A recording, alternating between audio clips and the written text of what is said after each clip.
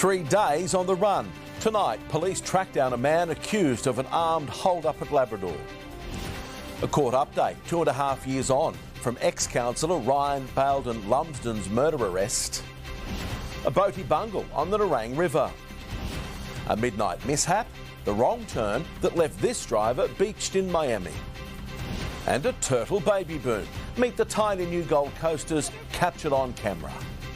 Live from 50 Carroll Avenue, Surfers Paradise. This is 9 Gold Coast News with Paul Taylor. Good evening. Tonight we can show you the moment police catch up with a man accused of an armed robbery at Labrador. Let's go live to Paige Van Luntra now. And Paige, he was on the run for 3 days. Officers were finally able to catch up with the man at a park in Labrador just after 9 o'clock last night. Paul, police body cam shows the 23-year-old being placed in handcuffs, then walked into a patrol car. He has now been charged with the armed robbery of a business on Brown Street in Labrador. Police allege this is the man seen on CCTV walking into that tobacconist on Sunday afternoon. He approaches the counter with this duffel bag, and that's when police say he flashes a knife at the woman working and demands some money. Now, he was successful in stealing a sum of cash before stumbling out of the business when he drops what looks like the weapon. Mate, you're under arrest for armed robbery. Tell me your full name, date of birth. Paul, the man will remain behind bars with his case set to return to court next month. Thanks for the details, Paige. A boatie and his passenger in hot water after a wild cruise on the Nerang River. Residents in Surfers Paradise calling police after spotting the wayward boat in the water. Police say at one point it hit rocks. Officers had to jump on board to stop the vessel from travelling any further. The boat's been seized for mechanical inspection while the man and woman on board were taken to hospital. Text messages were in the spotlight at court today, more than 2.5 years after ex-councillor Ryan Balden Lumsden was charged with murder. Ebony Cavallaro has the latest. The case was mentioned here at Brisbane Supreme Court this morning. Former Gold Coast councillor Ryan Balden Lumsden is charged with the murder of his stepfather after an alleged confrontation at their Arundel home in August 2023. At the time, the 31-year-old told police he was acting in self-defence. The court heard today further material forming part of the prosecution's case, including text messages, are to be disclosed to the defence. The next mention is scheduled for June with a potential trial in December this year. It's a significant step forward for the case that stretched on for almost 3 years. Ryan Balden Lumsden was in 2020 the youngest person elected to Gold Coast Council at age just 27. He was suspended from the role after criminal charges were laid. With the case hanging over him, the now 31-year-old ran for re-election in 2024 but was unsuccessful. Right now he remains on bail in the community with court-imposed restrictions. Beachgoers at Miami were left pretty stunned this morning after a driver ditched his car on the sand dunes during a late-night joyride. Police were called around midnight, since confirming the four-wheel drive was not stolen. Officers have spoken with the owner, who will now have to pay for the retrieval of the car. He's also facing a council fine of more than $800. 2 men are on the run and a third's been hospitalised. That's after a violent brawl in Surfers Paradise. Police say the 25-year-old victim was at Waxy's Irish pub when he was approached by 2 strangers around 8:30 last night. One of the men struck the victim in the face with a glass before he fell to the ground and was assaulted by the pair. The attackers fled in a car. The Gold Coast is gearing up to co-host the 2032 Olympics, with thousands of local businesses playing their part in bringing the Games to life. Co-hosting the Olympic Games will put the world's eyes on the Gold Coast, but behind the sporting glory are the local businesses carrying the load. As a Gold Coast business, you know, Brisbane 32, you think it's Brisbane, it's up the road, but we're actually a part of it. Today, bidding opened for major tenders and no business is too small. Whether it's a temporary toilet, whether it's temporary fencing, whether it's whistles for officials, whether it's sheets, pillows, beds, everything. Scott Wimpy, the Director of First Aid Accident and Emergency, knows the impact a small business can have, providing defibrillators and life-saving training to volunteers. We train roughly about 30,000 people a year through our small family-owned business. His work close to home for our city's mayor. And 3 months after I trained him, his wife Ruth had a sudden cardiac arrest in front of him in Changi Airport in Singapore. And he worked on her for 24 minutes and resuscitated her based on the training that he'd had prior. The Commonwealth Games proved to be a good dress rehearsal as the clock counts down to 2032. We've got to make sure that people are preparing now. That's 6 years and 4 months. That will just absolutely evaporate before you know it. The 2032 Games will take a village to pull off, and local businesses will be the ones to do it. With $2.5 billion in contracts on the table, thousands are already putting up their hand. Our aim is to make sure that 80% of those services go towards small and medium-sized local businesses. Giselle Manning, 9 Gold Coast News. New images tonight of the $500 million Marina Mirage revamp. The waterfront precinct will include a 50-metre pool, the centrepiece for 7 low-rise buildings, with a nod to the iconic sails of the old resort. There'll also be an upmarket retail sector as part of the Marriott Hotel Luxury Collection Resorts. Well, why did Australia's funniest comedians come to the Gold Coast? They were all a part of the Laughs Festival at Hotter. Bella Schwarzenegger has the punchline. Well, the Gold Coast Laughs Festival kicks off tomorrow, and one of the people involved in that festival is Craig Quartermain. He joins me now. Craig, can you tell me about this festival and about what audiences can expect from your show? Sure, Bill. It's a pretty cool opportunity for everybody to catch international level comedians on the Gold Coast. My show is called Mirth Master. It's just one of those shows about comedians. We have this habit where we kind of have the luxury of thinking something and getting to say it, whereas not everybody gets to do that. So we've got some pros, we've also got some rising stars in this festival. How do you feel being a part of it? Luke, I'm starting to feel like the old man, to be perfectly honest. But, it is nice, though, to be surrounded. But when your friends come from interstate to come and hang out and just gig together and you catch someone else's shows, it is a lot of fun. Now, as a lover of comedy, who do you want to see this festival? It's such a hard question to answer. As a comic, I think Luke Heggie's probably the best act in Australia at the moment. But then there's Dan Rath. Go for anyone that's based out of Queensland would be great. Lizzie Hu is a Queensland treasure as well. Perfect. Thank you so much for your time, Craig. So the festival kicks off tomorrow night and tickets are available on the Hotter website. Should be good. Well, bad reviews. How council's plans to please a Hollywood heavyweight could cost locals their park. The Coast Pet Program bringing peace of mind to our seniors. And dozens of turtle hatchlings making their dash for the ocean.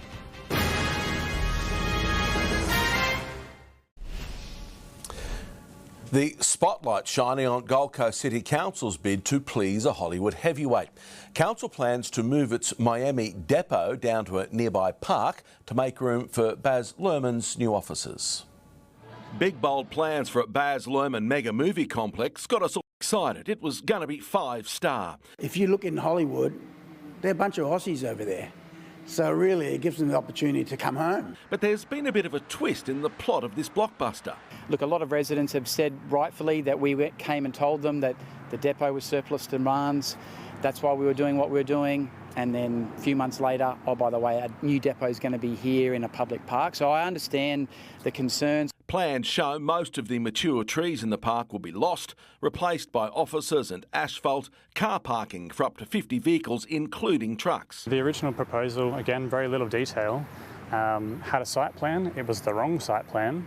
Now we've seen a new site plan, which is a material change. The consultations seem to have changed since the initial, public announcement went out, and I think that's created a fair amount of angst amongst the community and the councillor, to be fair. State member for Mermaid Beach, Ray Stevens, reckons council are just the trustees of the land and the state government will have the final say. I think it's a ridiculous proposal by the Gold Coast City Council, and I will try every means at my disposal to make sure that it doesn't happen. Because we are very closely looking at another spot. It would be more functional and certainly isn't a loss of a community park.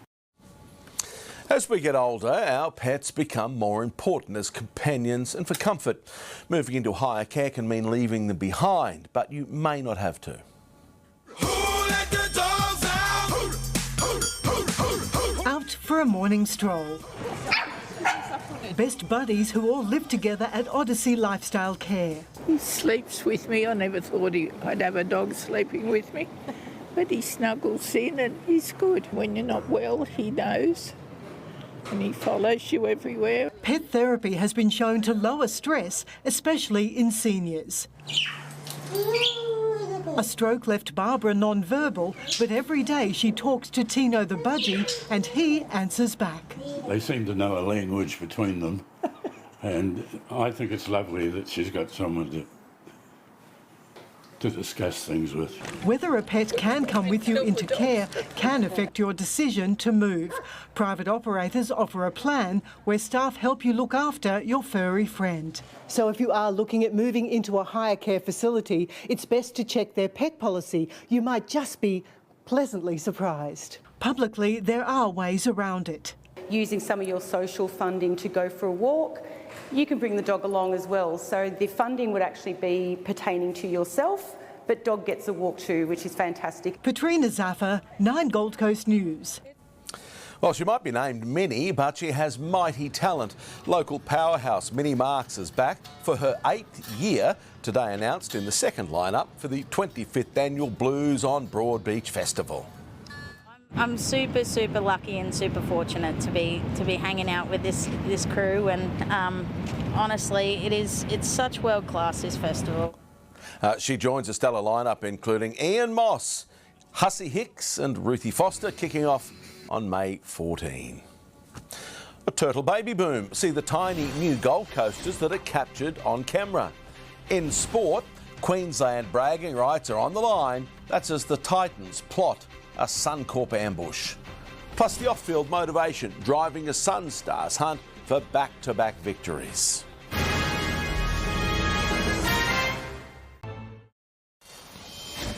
A derby of desperation will take centre stage at Suncorp this weekend as the Titans and Dolphins look to salvage their poor season openers.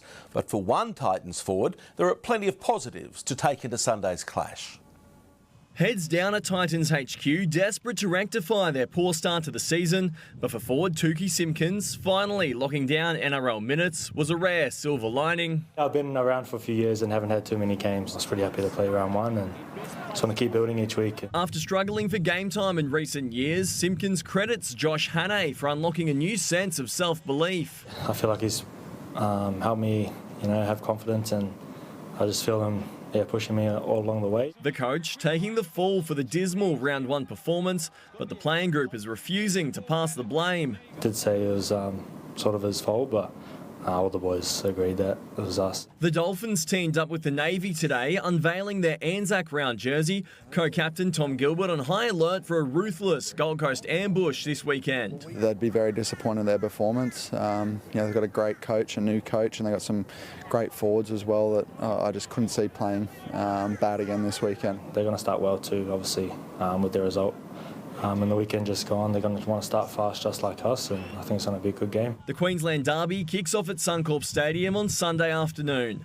Jacob Funk, 9 Gold Coast News. In his first AFL season as a dad, Suns defender Joel Jeffrey has found a new source of motivation off the field. Oh, it's definitely exciting. It will be more exciting when they get a bit older. They understand, more. But I love being a father at the moment. Brings me a lot of joy, and something I look forward to after trainings, after games, and getting home to them. Jeffrey admitting getting off on the right foot against the Cats was a huge confidence boost for the side. Now he's hoping his newest fan can manage to stay awake this Sunday as the Suns look to make it 2 from 2. That's against the West Coast Eagles at home. And this time next week, the Gold Coast will get its final taste of international soccer with the losers of the 4 Women's Asian Cup quarterfinals to play back-to-back playoffs at Cbus Super Stadium. The Matildas could be one of those teams. They line up against a tough North Korea on Friday. A mad dash for the ocean. Next, the tiny hatchlings running amok at Palm Beach. A busy day down at the ocean today too. It was like summer returned. Temps way up over 30 degrees, particularly in the western suburbs for us today. Not a cloud in the sky down here at Surfers Paradise this afternoon, but what's in store for tomorrow and more importantly the weekend. I'll have all the details of full weather and beach and surf report for you coming up next.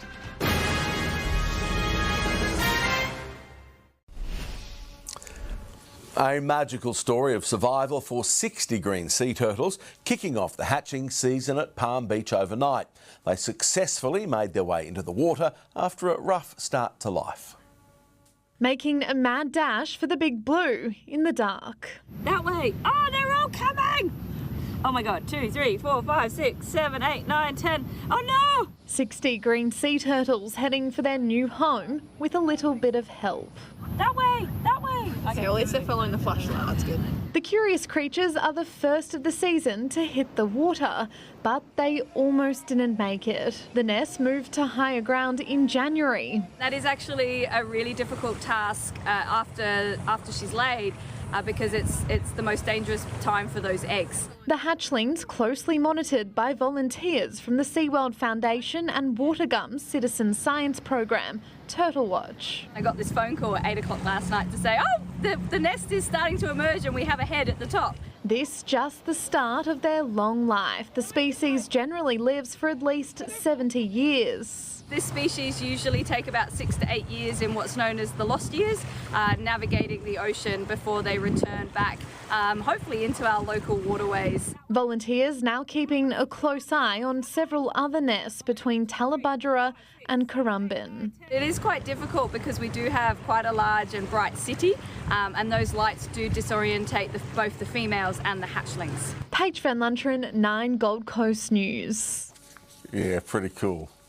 OK, here's Melissa and Joel with what's on next at 9 News at 6. Thanks, Paul. In just a few minutes, bodies pulled from a submerged car in floodwaters near Gympie. As Queensland communities come to terms with the aftermath of the flood emergency. Plus, a dramatic rescue in the NT. A mustering chopper called in to save a mother, son and their dog.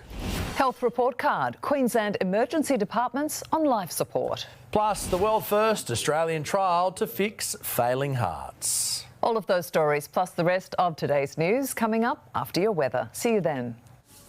Luke's back now with that full weather forecast. Luke, you mentioned it last night, a real scorcher today, but some cooler stuff on the way. That's right, PT. Yeah, wind change heading our way tomorrow, guys. Southeasterly winds, and they will be strong. In fact, we've got a strong wind warning issued for our Friday. It means not a great beach day tomorrow, particularly along those open beaches and offshore for the boaties, not looking flash for Friday. We'll see some showers possibly move in with those stronger southeasterly winds, but right now down here at Surfers Paradise, there's barely a breath of breeze and the humidity still very high. It's way up over 70% at the moment. I'll just step out of the shot. You can see a bit of a haze if you're at home at the moment looking out towards the ocean. That haze brought on by that strong humidity, that high humidity and the light winds. It's sort of just trapping things at the moment. So have a look out to the day unfolded from the coast cam. You can see beautiful blue skies as we woke.